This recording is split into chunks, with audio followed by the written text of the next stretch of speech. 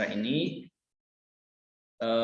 karena kita akan berkontinu ya, melanjutkan. Nanti ada challenge menulis, ada kelas menulis lanjutan, tutor menulis. Nah, diharapkan boleh nanti sharing, Kang, saya mau bertanya begini, apa yang bisa dibantu, misalkan. Terbiasa main ke toko buku. Nah, meskipun masa pandemi ya, sekalipun jarang keluar ya, minimal di Shopee itu searchingnya buku, bukan hanya fashion gitu ya. Jadi kita sesekali bertanya buku terbaru apa, update informasi buku terbaru. Nah, ini harapannya jadi kita bisa senantiasa update terus, ada buku baru nih, atau mau siapapun itu. Nah, dari keterampilan menulis ini akan bagi 3 ya, mohon izin Ibu Bapak, Akang Teteh, kita sama-sama belajar. Ini berangkat dari sharing aja ya, sharing pengalaman beberapa tahun lalu. Khususnya nanti dibagi 3, KTI, KTIA, dan esai. Barangkali teman-teman minat nanti silakan, saya mau di bidang KTI, mau di bidang esai, boleh kita bergabung ya, sama-sama belajar. Ya, Ibu Bapak jangan sungkan, boleh bertanya ke saya atau ke Rati tentang teknisnya. Kita belajar dulu KTI ya. Panduan dasarnya bagaimana sih? Nah, makna KTI, karya tulis ilmiah, hasil kreativitas, ide, logika, opini, itu masuknya karya. Jadi harapannya teman-teman sudah bisa beride, berlogika, beropini, mengeluarkan gagasan, itu hakikatnya sudah berkarya. Medianya bagaimana? Nah, media kita adalah media tulisan atau publikasi atau dilombakan minimal. Jadi ditulis itu dilombakan. Pengalaman beberapa waktu lalu, waktu S1 lomba juara misalkan. Sudah ditulis, meskipun tidak dipublikasi seperti sekarang media jurnal, yang penting kita ada kemauan lah. Nah, satu lagi ilmiah. Nah, yang cukup dirumitkan mungkin oleh sebagian orang adalah istilah ilmiahnya itu. Baku, sistematika, teknis. Nah, ini yang penting dicamkan, digarisbawahi. Kita dibatasi oleh kata ilmiah ini. Tidak sembarangan, tidak mengarang bebas, tapi dibatasi oleh itu. Intinya apa? Hasil olah gagasan yang dituangkan dalam media tulisan. Jadi kita bermimpi dulu, beropini dulu dalam dihni masing-masing, dalam akal masing-masing, lalu dituangkan lewat tulisan. Mau di buku, mau di laptop gitu ya. Hanya saja terikat oleh aturan baku dan sistematika khusus. Nanti ada pendahuluan, isi dan penutup misalkan. Fungsinya, nah, terbagi 2, fungsi akademik dan non akademik. Nah, ini mahasiswa dan dosen sepertinya sudah sangat familiar lah dengan istilah ini. Kita syarat lulus di kampus harus membuat skripsi, tesis, disertasi. Nah, ini fungsi KTI-nya terasa sekali. Tapi disoroti akan adalah non akademik.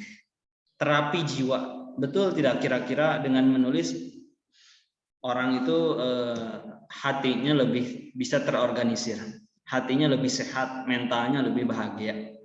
Karena tidak diucapkan, tapi dituliskan langsung. Dalam diam, dalam sunyi, dia menulis. Apa? Sedikit banyak bisa mengobati kepenatan jiwanya dengan tulisan. Semisal Terelie, saya kira waktu itu di Surakarta waktu lomba esai yang nasional itu beliau pematerinya.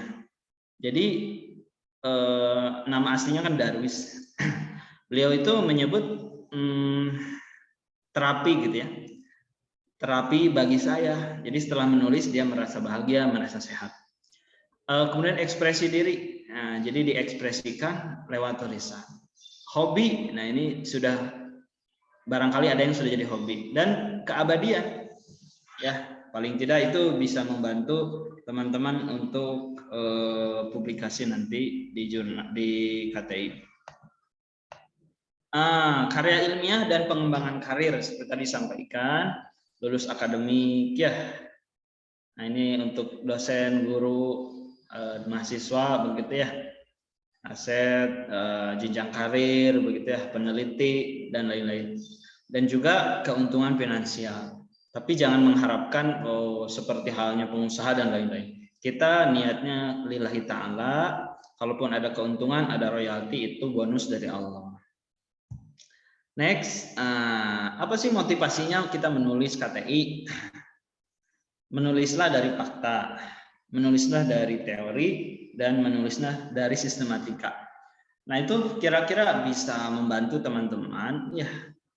Fakta, teori, sistematika itu rukun lah. Rukun ketika teman-teman akan menulis KTI. Dari mana mulainya? Masalah ide. Masalah atau ide bisa lihat masalahnya di sekitar atau mendadak ada ide. Kemudian korelasikan, gabungkan dengan data dan teori. Ini penting. Data dan teori menunjang. Karena kita diikat oleh ilmiah. Dan terakhir menulis lalu publikasi. Sekarang media publikasi ilmiah itu yang paling gencar adalah jurnal. Nanti insya Allah kita buka kelas jurnal kalau ada beberapa atau banyak sekali peserta yang minat. Kita akan buka kelas publikasi jurnal ilmiah. Next, barangkali itu untuk HTI, ya, karya tulis ilmiah. Sekarang nambah di belakangnya itu adalah KTIA. Mungkin sedikit asing ya mendengarnya, karya tulis ilmiah Al-Quran. Tapi ini sekarang mulai ramai, khususnya di dunia MTQ. Ini pengalaman di MTQ nasional dan provinsi 2018 waktu itu, istilahnya ada KTIA, ada M2 kaki, ada MMQ, udah ya. Tapi yang terbaru kemarin istilahnya kadang berubah-ubah. Itu sesuai kebijakan pemerintah pusat, khususnya LPTQ nasional. Tapi akan menyebutnya di sini KTIA sajalah biar mudah. Terbagi dua. KTI itu ya fiksi dan non fiksi. Fiksi seperti kita tahu ya, pada umumnya adalah cerita rekaan, imajinasi, hayalan, fiktif, emosional. Nah, ini rata-rata penggemar fiksi atau fiktif, bolehlah digeluti nanti. Nah, yang non fiksi ini termasuk bagiannya adalah KTIA, KTI, jurnal, paper, dan lain-lain. Nah, ini. Sekarang kita menginjak ke KTIA. Jadi kira-kira apa sih KTIA itu? Ini pada umumnya hampir mirip dengan KTI. Memenuhi standar ilmiah yang berlaku dengan sumber utama Al-Quran sebagai objek dan solusi pembahasan. Nah, ini intinya Al-Quran sebagai objek dan solusi pembahasan. Jadi yang membedakan adalah objek dan solusinya. Standar ilmiah KTIA objektif logis, sama ya seperti KTI. Reflektif referensial. Nah, ini sering disorot di MTQ provinsi dan nasional, khususnya juri nasional. Salah satunya Prof. Nasaruddin Umar, Imam Masjid Istiqlal. Ini reflektif tidak? Ini hasil perenungan tidak kira-kira masalahnya, kajiannya? Kalau hanya mengarang-mengarang atau cocokologi, ini tidak relevan dengan KTIA. Sebaiknya ada teks, interteks begitu ya. Fakta ke ayat, ayat ke fakta. Dan selain reflektif itu referensial. Nah, syarat minimal itu 10 referensi terbaru. Lebih baik lebih banyak begitu. Sistematis, nah ini juga penting ya, ada aturannya nanti. Novelty, nah kebaruan gagasan. Pada umumnya KTI atau KTIA itu dituntut untuk memiliki novelty. Apa bedanya dengan karya ilmiah sejenis sebelumnya? Dan yang penting atau sangat penting di KTIA itu adalah kandungan tafsirnya. Karena kita merujuk Al-Quran. maka bahasa paling mudah untuk memahami Al-Quran adalah tafsirnya. Akan diharapkan memiliki penafsiran dari berbagai mufassir, ahli tafsir. Kemudian ada pendapat kita juga, ya selain itu. Jadi setelah kita menafsirkan, setelah kita mengutip tafsiran, memperkuat argumentasi, kita juga menambahkannya. Nah, sistematikanya pendahuluan, isi, penutup. Ya, pada umumnya mirip-mirip begini. Cuman bentuknya tidak poin per poin. Pengalaman di nasional dan provinsi itu tidak poin per poin, misalkan pendahuluan tidak seperti makalah, bukan, tapi ini deskripsi. Jadi pendahuluan, isi, penutup itu bentuknya deskripsi, langsung ke intinya, tidak poin A, poin B, poin A1 begitu, tidak. Nah, ini KTIA. Jadi kita insya Allah dibuka kelas menulis KTIA berikutnya. Berikutnya satu lagi adalah yang sederhana, yang ringkas adalah esai. Esai itu kakaknya artikel kalau saya menyebut. Karangan atau tulisan yang membahas tema dari sudut pandang penulis. Jadi pembedanya, esai itu ada subjektivitas dan argumentasi. Jadi kita mengarang sekitar 600 sampai 800 kata. Harapannya itu bisa mempengaruhi atau mengajak orang-orang tertentu gitu dengan isi tulisan kita.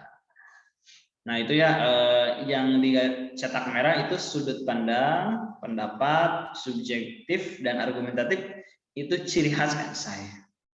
Maka jangan aneh, kok tulisan ini mengajak saya ini, atau ini subjektif sekali. Itu ciri khasnya. Tujuannya ini 5 tujuan esai: mempengaruhi, mendeskripsi, menghibur, mengarahkan, dan menginovasi. Jadi Bapak Ibu, kira-kira tujuan menulis esai saya apa ini? Wah, saya mau mempengaruhi nih, mau mempengaruhi pembaca. Boleh. Kemudian mendeskripsikan, menggambarkan. Atau saya mau hiburan saja. Ada tulisan-tulisan ringan. Mengarahkan, misalkan menginovasi dan lain-lain. Langkahnya apa? Nah, karena esai itu semi ilmiah, tidak ilmiah tapi semi ilmiah. Siapkan data dan informasi. Kalau cetak merah itu mengkonfirmasi teori dan memperkuat pendapat tokoh, opsional, boleh dimasukkan, boleh tidak. Kemudian temuan fakta dan olah hasil. Jadi menulis esai juga harus ada dasarnya, ada rujukan, tapi tidak ditulis referensi secara langsung di akhir. Yang penting kita membaca dulu atau mengutip, bentuknya tersirat begitu. Jadi tidak secara rumit makalah atau KTI atau jurnal.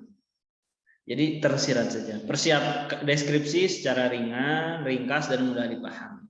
Intinya esai itu tulisan ringan yang mudah dibaca, mudah dipahami orang. Kemudian ada pendapat subjektif dan subjektif dengan lugas. Jadi tidak berbelit-belit lah, ringkas saja. Diusahakan mampu memberi solusi, inovasi, dan novelty. Nah, harapannya itu selain mempengaruhi tadi juga memberi solusi. Strukturnya, urutannya pendahuluan, isi, simpulan atau penutup. Pengantar kepada pembaca untuk memahami topik tertentu. Artinya kita digiring untuk membaca. Di pendahuluan itu kita mengajak pembaca untuk masuk dulu ke alam bawah sadar kita atau ke pemikiran kita. Gitu ya. Jadi itu di paragraf 1, 2 lah cukup. Paling banyak 3. Kemudian isi, nah esai dijelaskan secara lebih rinci. Jadi tujuan esai yang tadi kita mau apa itu di paragraf berikutnya setelah pendahuluan. Menggambarkan opini. Jadi pendapat-pendapat silakan. Kronologis atau urutan sampaikan di sana. Kemudian ini juga simpulan. Nah, ini harapannya di paragraf terakhir sebagai klimaks sebagai inti dari pembahasan, teman-teman sampaikan simpulan. Nah, begitu ini materi esai. Untuk strukturnya atau urutannya, sistematikanya kurang lebih 3 ini. Tahadus bin nikmat, akan sharing nikmat dari Allah Subhanahu wa taala di tahun 2020-2021. Alhamdulillah menerbitkan beberapa buku. Ini saat pandemi, karena kesal mungkin ya tidak keluar rumah karena dibatasi 2020 itu situasi pandemi. Ini menulis pesona literasi Islam. Di dalamnya menghimpun contoh-contoh tulisan KTI, esai, dan KTIA. Nah, nanti boleh kita belajar bersama isi buku ini. Kemudian juga ini buku terbit masih saat pandemi, mensyukuri takdir cinta, refleksi 1 tahun pernikahan. Nah, seperti tadi ya, dari tema-tema sederhana, misalkan tentang rumah tangga, pernikahan, kita bisa membahasnya di buku begitu. Nah, ini juga panduan ringkas tentang kepenulisan ditulis di buku ini. Dan ini ya kisah teladan akhlak muslim. Ini buku terjemahan Al-Akhlaq lil Banin bersama Pak Cecep Al-Haksa. Nah, itu materi yang bisa disajikan tentang 3 jenis KTI. Harapannya teman-teman bisa menemukan ide, menggali potensi. Wah, saya mau coba KTI, mau coba KTIA, atau mau esai saja yang ringkas misalkan. Boleh nanti kita ikuti perkembangannya, challenge-nya di 1 minggu berikutnya. Terima kasih, kita diskusi. Boleh kembalikan ke Ratih, moderator. Baik, terima kasih Kang Adi Supardi selaku pemateri yang sudah memaparkan materi diskusi pada kali ini. Masya Allah, sangat luar biasa dan juga sangat daging, penuh dengan manfaat.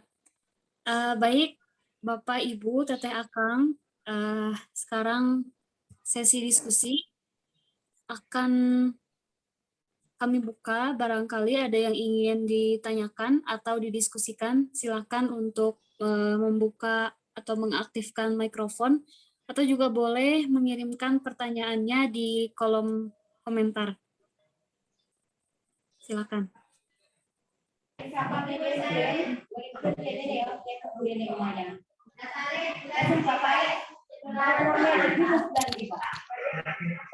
Waalaikumsalam. Waalaikumsalam. Silakan, barangkali mau ada yang ditanyakan.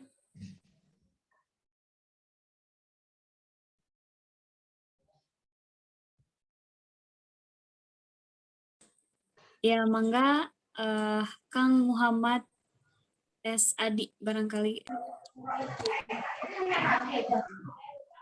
Assalamualaikum warahmatullahi wabarakatuh. Waalaikumsalam warahmatullahi wabarakatuh. Ya, terdengar jelas ya oleh moderator sama pemateri. Ya, sebelumnya terima kasih kepada moderator yang telah memberikan kesempatan untuk bertanya.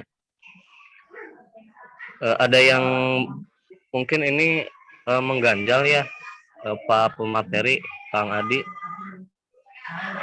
Setelah saya beberapa kali melihat beberapa platform kepenulisan seperti beberapa web, Kompasiana, Mojok, Kaskus, dan lain sebagainya. Mungkin di beberapa platform ini ada verifikasi atau persyaratan yang untuk memenuhi standar mereka dalam menentukan seperti esai atau opini hasil wawancara yang dipublikasikan. Nah, jadi apakah sebuah sistematika dari esai, opini, atau sebuah artikel itu memiliki standar masing-masing dari sebuah lembaga? Atau pertanyaan yang lain, apakah sebuah sistematika itu baku atau dapat ditentukan, baik itu secara lembaga atau secara individu gitu? Terima kasih Kak Andi dan moderator.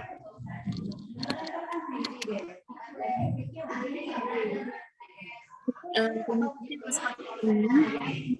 Yang saya tangkap itu dari beberapa platform kepenulisan ada syarat yang biasanya itu harus dipenuhi standar mereka gitu.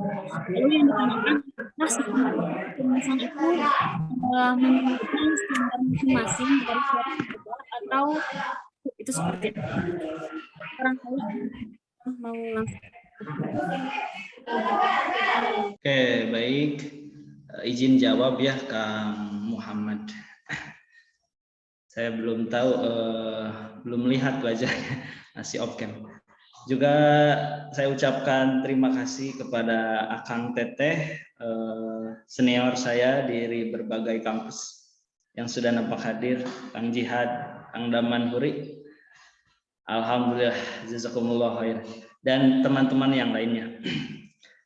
Baik, secara standar kelembagaan memang itu ditentukan oleh masing-masing penyelenggara. Jangankan yang sifatnya fleksibel begitu oleh lembaga kepenulisan, sekelas kampus saja misalkan untuk sistematika kepenulisan skripsi, disertasi itu relatif berbeda. Maka saya pastikan itu dikembalikan kepada kebijakan masing-masing lembaga kepenulisan. Jadi mereka berwenang untuk menentukan layout atau template atau gaya jurnal itu gaya selingkung. Jadi itu sah-sah saja. Mereka punya kewenangan untuk membuat itu. Dan kita sebaiknya ikuti aturan mereka. Ya, jangan memaksakan diri untuk ikut aturan pribadi dan menyalahi template atau standar yang sudah ditentukan secara berbeda-beda itu. Nah, jadi intinya sesuaikan dengan permintaan, gitu aja.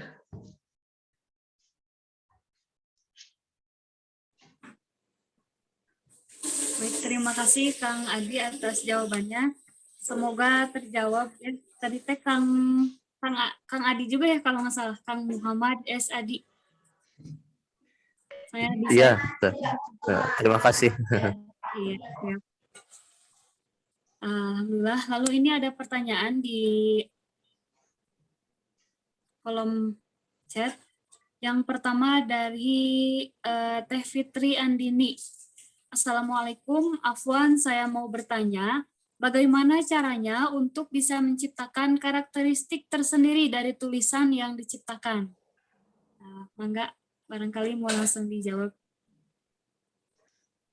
Betul, jadi sebaiknya masing-masing tulisan dari 3 jenis itu memiliki karakteristik kepenulisan dari penulisnya itu. Artinya kita dituntut untuk memiliki novelty, memiliki kebaruan. Meskipun membahas tema klasik, tema yang lama begitu. Tapi ketika dikorelasikan dengan zaman sekarang, dengan konflik sosial hari ini, saya kira ada unsur kebaruan. Yang terpenting penulis itu harus pede. Ya, pede berargumentasi, pede untuk istilahnya memberikan pengaruh kepada orang lain. Tentu pengaruh positif ya.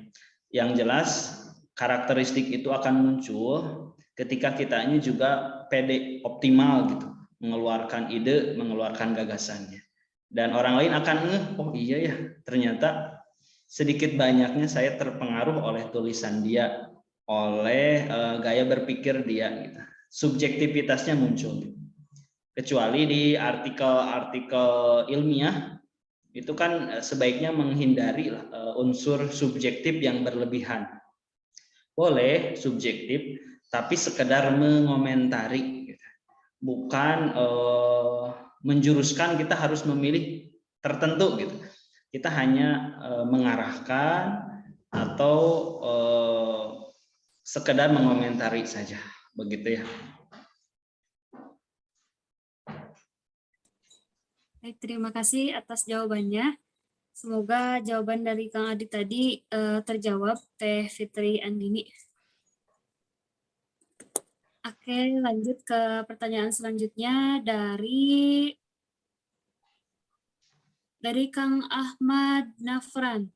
Afwan, saya izin bertanya, dalam membuat KTI terkadang saya cukup merasa sulit dalam membuat latar belakang masalah.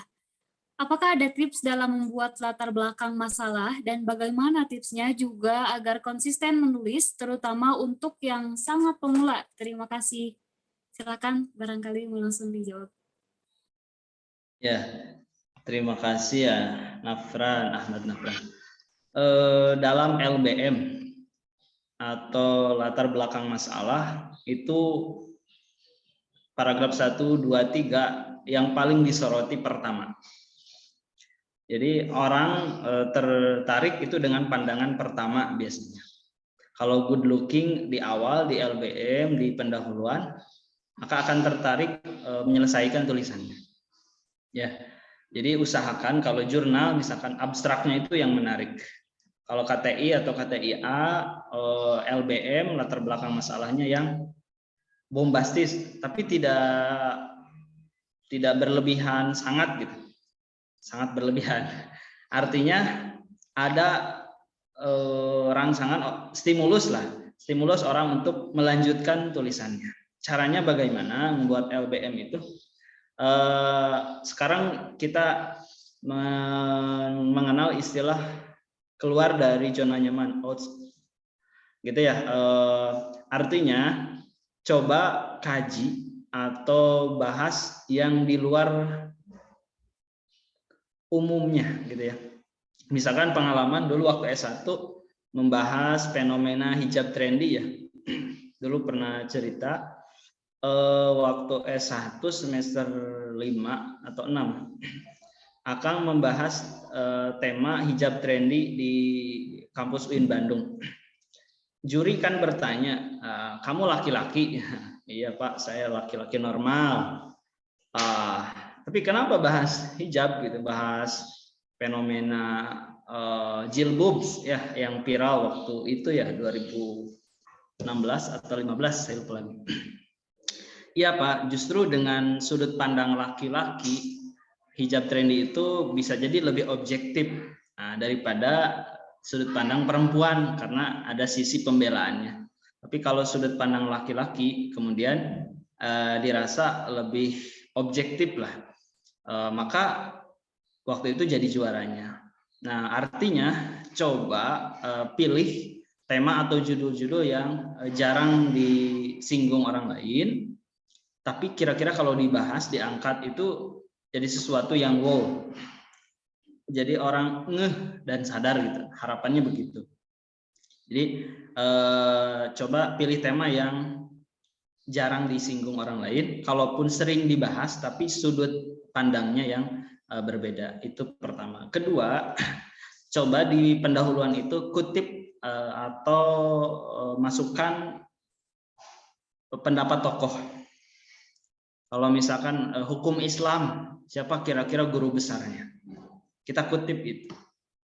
Kalau wilayah tafsir, kita kutip siapa misalkan Prof. Quraisy atau tafsir klasik dan lain-lain. Di wilayah pendidikan Islam, misalkan kita kutip guru besar pendidikan Islam siapa yang itu kira-kira membuat orang tertarik. Artinya disinggung dulu pendapat tokoh sehingga nanti bisa kita komentari di bawahnya. Yang terakhir membuat LBM dan juga konsisten menulis ya kita diawali dengan data dan fakta. Kan begitu ya, rata-rata dosen minta di proposal penelitian itu apa kesenjangan teorinya, datanya apa, faktanya apa. Kalau di lapangan baik-baik saja, kenapa harus diteliti? Kalau nggak ada masalah, kenapa harus dibahas gitu? Artinya bermulai dari LBM itu coba buka data, buka fakta. Nah, itu bisa membuat orang lain, oh iya ya, secara statistik begini, secara realita di lapangan begini. Nah itu, Nafran ya. Baik, terima kasih atas jawabannya dan semoga terjawab ya Kang Nafran. Terima kasih Kang Aldi. Jawabannya. Ya. Lanjut ke pertanyaan selanjutnya. Ini ada pertanyaan dari S. Jamil. Assalamualaikum Kang Adi, izin bertanya.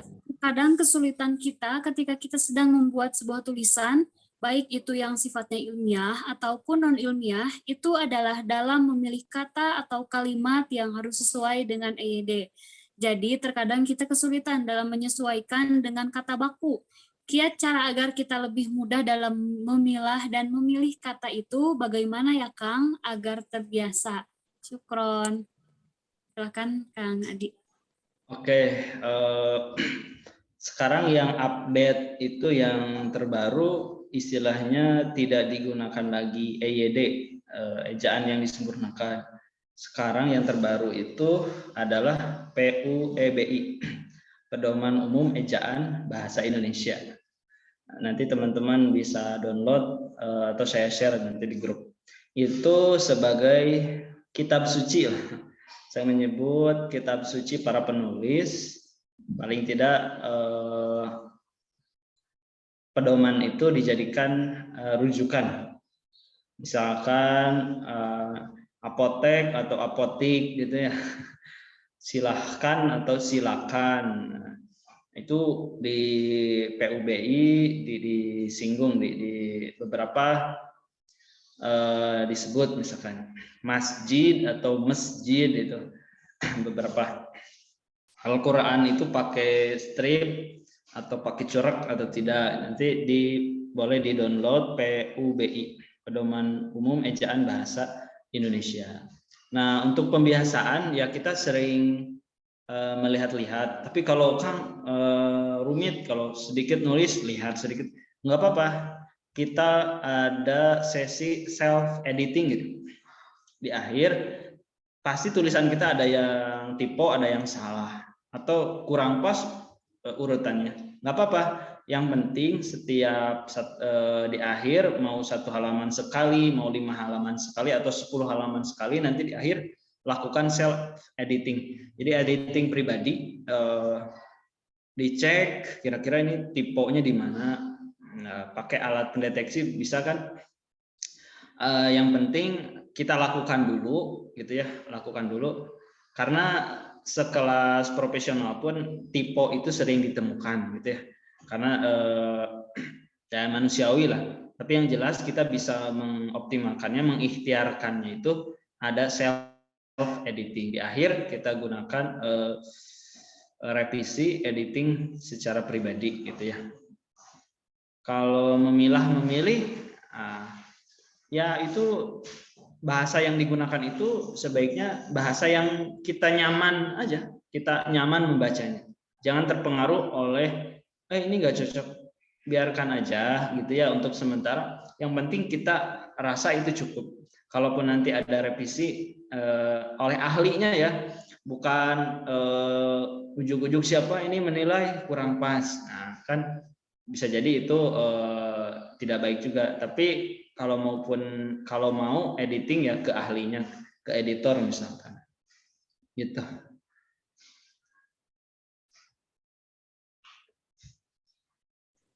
Oke, terima kasih atas jawabannya. Semoga terjawab ya Kang Jamil. Oke, ini ada satu pertanyaan lagi mungkin ya karena waktunya masih tersisa. Yang saya bacakan. Assalamualaikum, Kang, bagaimana cara mendapatkan data yang baik? Karena kalau misalnya mencari di Google, tentunya sangat banyak sekali dan sering kali berbeda. Wah, ini mungkin cukup mewakili teman-teman yang lain juga. Silakan Kang. Nah, ini pertanyaan mahasiswa, mahasiswi ya. Oke, Vini ya. Ini mahasiswi PBA Uninus ya, kalau tidak salah. Dulu juga pernah ikut kelas menulis ya. Mencari data di Google. Nah, jadi sebaiknya untuk makalah hindari Wikipedia. Ini disampaikan aja ya dari awal. Untuk makalah, untuk jurnal, apalagi hindari Wikipedia ataupun website-website yang itu belum penulisnya bisa siapa aja, kan diragukan. Maka sarannya hanya satu atau dua ini. Satu, rujukannya adalah jurnal. Dua adalah PDF buku. Jadi jurnal itu misalkan beginilah searchingnya. Kita mau buat makalah efektivitas pembelajaran bahasa Arab di sekolah masa pandemi. Ketik judul itu, cari di Google. Masih belum muncul juga, tambahkan misalkan jurnal dari judul itu. Nah, ada beberapa muncul. Kalau dari judul banyak itu masih sulit ditemukan, kita pecah judulnya. Efektivitas pembelajaran, jurnal, red. Nah, kemudian masa pandemi COVID bahasa Arab. Jadi clue-nya itu. Nah, dengan begitu Vini dan teman-teman yang lain bisa nanti menemukan PDF atau langsung PDF jurnal apa tentang apa. Jadi hindari dari website, dari Wikipedia karena standar ilmiahnya diragukan karena Wikipedia itu bisa siapa saja yang mengeditnya, merevisinya. Jadi datanya diragukan. Sumbernya PDF jurnal atau PDF buku, begitu saja. Kalaupun rujukan ilmiah yang klasik, misalkan belum terdeteksi Google, boleh nanti pakai citasinya atau kutipannya di akhir. Yang penting ada referensi, begitu.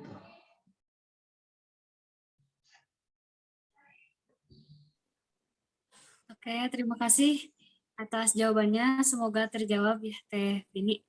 Bagaimana Kang? Ini ada satu pertanyaan lagi, mau dijawab atau sudah dicukupkan saja dulu? Boleh lanjutkan aja. Oke. Dari Kang Aziz Saprudin. Assalamualaikum, Kang izin bertanya bagaimana caranya kita menyiasati ISBN sementara buku kita ingin self-publish. Seberapa besar penting ISBN? Karena ISBN itu harus memiliki akta notaris dan membuat akta notaris itu mahal kayaknya. Silakan Mangga Kang. Ya, Kang Aziz ya betul. Citra atau harga diri seorang buku itu indikatornya salah satunya adalah ISBN. Tebal atau tipis itu buku bukan masalah sebetulnya, tapi yang penting ber-ISBN. Cuman ya kendalanya kita tidak bisa kan ujug-ujug mendaftarkan sebagai pendaftar untuk mendapatkan ISBN itu. Nah, maka sekarang itu bermunculan atau berjamur publishing yang free, yang menggratiskan. Akan banyak channel, nanti bisa lah kita kolaborasi. Kalau misalkan Kang Aziz punya naskah dan itu sudah layak terbit, kita sesuaikan dengan template, nanti bisa kita terbitkan. Dan itu gratis. Ya, akan di banyak publishing atau penerbitan itu menerapkan free ongkos gitu ya, ongkos dari awal sampai publikasi dan marketing itu penulis gratis. Cuman untuk royalti memang tidak sebesar penerbit mayor gitu. Kan ada dua ya, minor dan mayor. Kalau penerbit yang baru itu masih skala kecil, ya nggak apa-apa. yang penting kita punya ISBN dulu. Nanti jangka panjang itu diperbanyak, bisa mendapatkan ISBN itu. Itu ya.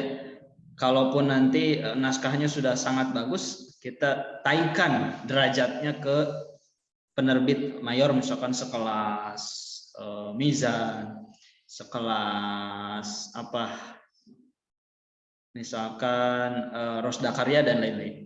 Gitu. Jadi kalaupun Kang Ajis punya naskah, silakan nanti bisa dibantu lah. Karena kalau mengurus ISBN sendiri rumit dan cukup lama waktunya. Nanti bisa dibantu ya Kang Ajis, insya Allah. Oke, terima kasih atas jawabannya. Semoga terjawab, Kang Aziz. Baik, Teteh Akang, Ibu Bapak, karena waktunya sudah hampir selesai, 2 menit sebelum akhir. Mungkin dicukupkan sekian sesi diskusi pada kali ini. Selanjutnya, closing statement barangkali ada yang ingin disampaikan.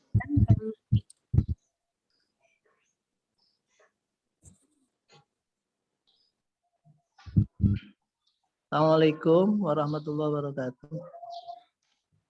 Assalamualaikum warahmatullahi wabarakatuh. Alhamdulillah. Dengar. Terima kasih waktunya ke moderator dan izin kepada Kang Adi dan rekan-rekan sekalian. Alhamdulillah bisa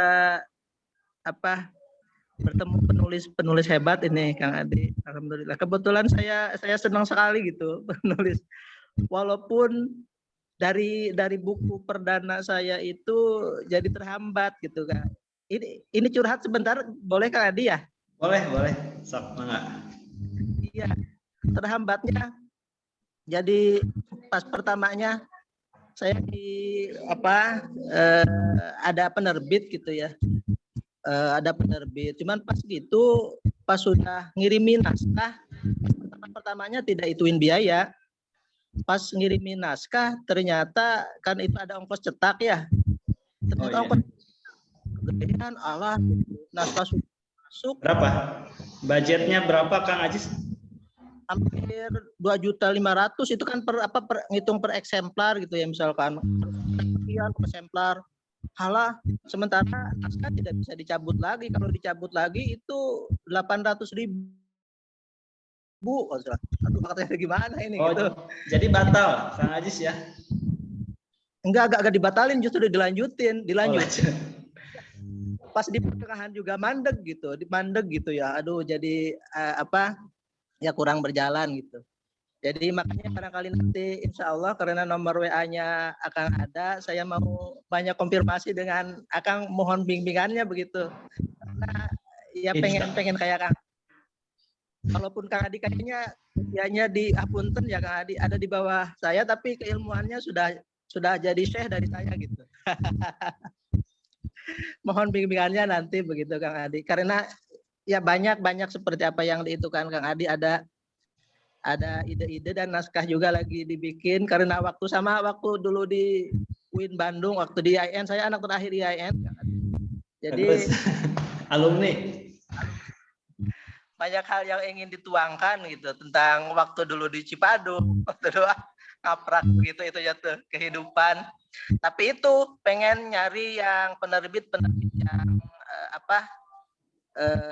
yang bagus begitulah. Bagus semuanya juga bagus Mas Dato. Jadi gratis tapi royaltinya rada gede. Bukan royalti, yang penting bermanfaat gitu. Pengalaman kita. Itu aja barangkali Kang Adi, mohon bimbingannya barangkali nanti nge-WA atau gitu ya Kang Adi ya. Apunten. Itu saja barangkali. Terima kasih kepada Kang Adi, teman-teman sekalian. Wassalamualaikum warahmatullahi wabarakatuh. Waalaikumsalam warahmatullahi wabarakatuh. Menanggapi ya yang barusan, memang itu terkadang juga terjadi lah di beberapa kasus penulis pemula yang belum tahu medan. Jadi tertarik langsung kirim naskah, ternyata ada biaya tambahan atau biaya coaching atau biaya layout dan lain-lain. Ya itu jadi pelajaran lah. maka sebaiknya nanti dikonsultasikan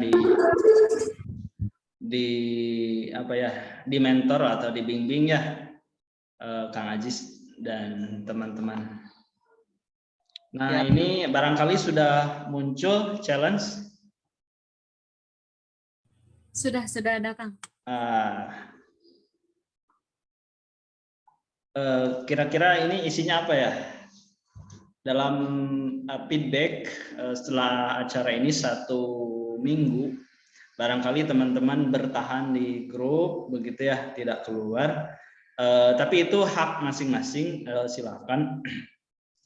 Tapi ini peluang untuk berlatih, meningkatkan keterampilannya di challenge 7 hari menulis ya. Insya Allah ya, nanti dibantu dibimbing. Kira-kira bagaimana ketentuannya? Nah, ini tema sengaja dipilih supaya tidak terlalu banyak dan rumit. Tema 1, nah, aku hanya lelah akan menyerah. Tema 2, insecure, no insecure, yes. 3, nasihat cinta untuk anakku. 4, ibu sumber inspirasiku. Dan 5, bebas atau campuran. Nah, tema sengaja dipilih agar teman-teman lebih terarah. Boleh nanti memilih salah satu. Ini gratis ya, gratis di media group itu. Ketentuan, menulis konsisten 7 hari per hari 3-4 paragraf. Nah, itu medianya boleh di laptop, boleh di HP. Silakan saja. Kemudian ukuran font 12, ukuran huruf 12, font Arial dengan margin A4. Ini standar ya.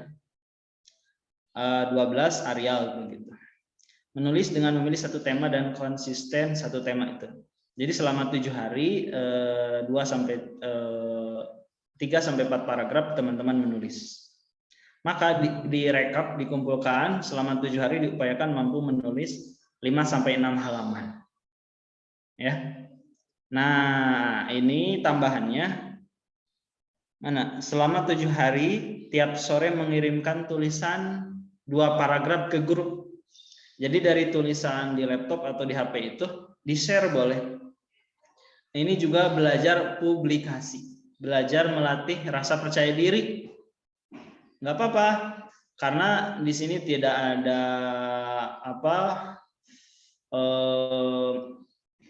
kesenjangan, baik yang pemula atau yang sudah mahir. Silakan semuanya dioptimalkan fasilitas ini. Jadi tiap sore kalau teman-teman berminat, mulai besok hari Jumat di-share ya 2 paragraf aja cukup kan. Nanti misalkan judulnya apa, temanya pilih apa, lalu oleh siapa penulisnya. Nah, ini juga belajar publikasi. Mulai Jumat besok pukul 16, berarti jam 4 sampai malam, silakan share tulisannya. Kemudian setiap tulisan peserta akan dikomentari oleh mentor. Nah, jadi feedbacknya setiap tulisan nanti di komentar atau secara keseluruhan. Insya Allah malam harinya. Setiap hari peserta boleh konsultasi dengan mentor. Ya. Nah, rewardnya apa kira-kira? Kang Ajis ya, belajar dari pengalaman, kira-kira apa rewardnya? 20 tulisan terbaik dari tiap tema atau akan diterbitkan setelah self editing. Jadi teman-teman berpeluang untuk menerbitkan buku bersama-sama, nulis berjamaah. Sebelum nulis nanti masing-masing punya buku masing-masing, kita nulis berjamaah dulu. Seluruh tulisan peserta direkomendasikan untuk diterbitkan setelah revisi. Nah, akan berhak memilah kira-kira tulisan siapa yang memenuhi standar atau harus direvisi dulu untuk diterbitkan. Terakhir, fasilitas penerbitan secara gratis. Karena sudah MOU dengan beberapa publishing untuk mewadahi ini hasil karya teman-teman majelis menulis ini. Ya, begitu. Akang Teteh, teman-teman semuanya. Mudah-mudahan tertarik mengikuti challenge ini. Kalau di challenge-challenge yang lain mungkin ada yang berbayar, ada yang tidak. Kita fasilitasi untuk 1 minggu ini gratis, free untuk semua teman-teman belajar. Yang penting nulis apapun begitu ya, sesuai tema. Tapi ada tema bebas di nomor 5, mau tentang fenomena saat ini dan lain-lain silakan. Tapi sengaja pilih tema itu supaya mudah nanti untuk mengklasifikasi dan menjadi judul buku begitu. Ya, teman-teman, saya kira mampu untuk menulis, hanya meluangkan waktu, minatnya begitu, supaya kelas menulis ini nanti ada hasilnya, ada feedbacknya begitu.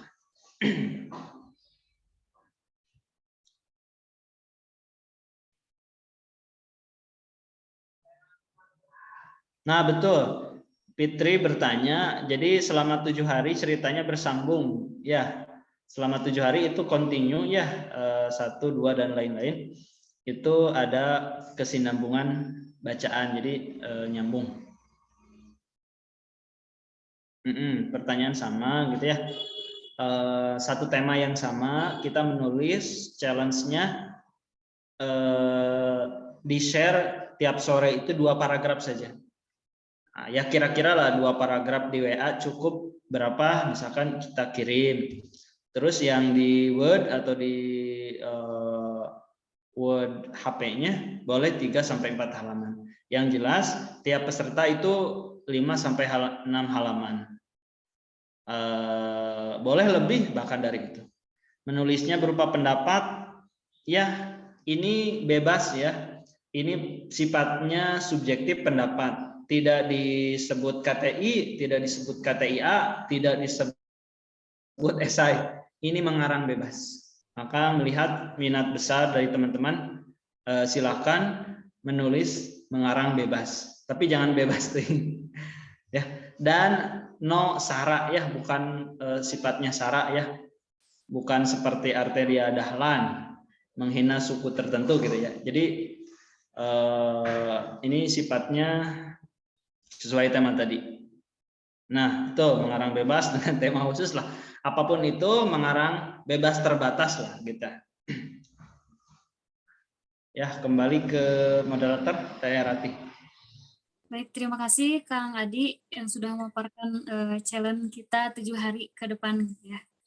Mungkin informasi juga untuk kawan-kawan, selain dari kita ini sudah beres ini, jangan dulu keluar grup, karena selain daripada kita akan melaksanakan challenge, kita juga ada sesuatu gitu nanti yang akan disampaikan gitu ya, infonya menyusul. Oke, baik, mungkin karena waktu juga sudah habis, barangkali ada closing statement dari Kang Adi. Oh ya, di penghujung pertemuan online ini kita sama-sama belajar, sama-sama berusaha menjadi masyarakat literat. Tadi sudah disampaikan makna literasi dan penggunaannya bagaimana. Jadi literasi pada dasarnya itu perintah pertama Al-Quran ya, Iqra begitu. Nah, bentuk media literasi itu diantaranya adalah tulisan. Jadi semakin besar potensi teman-teman sadar literasi, membaca menulis, maka keniscayaan atau kebangkitan Islam itu menurut Akang semakin dekat gitu ya. Paling tidak ya kita menjadi masyarakat literat untuk diri sendiri dan keluarga saja dulu. Harapannya nanti seluruhnya, khususnya masyarakat Muslim, bisa terbantu, tersadarkan gitu ya.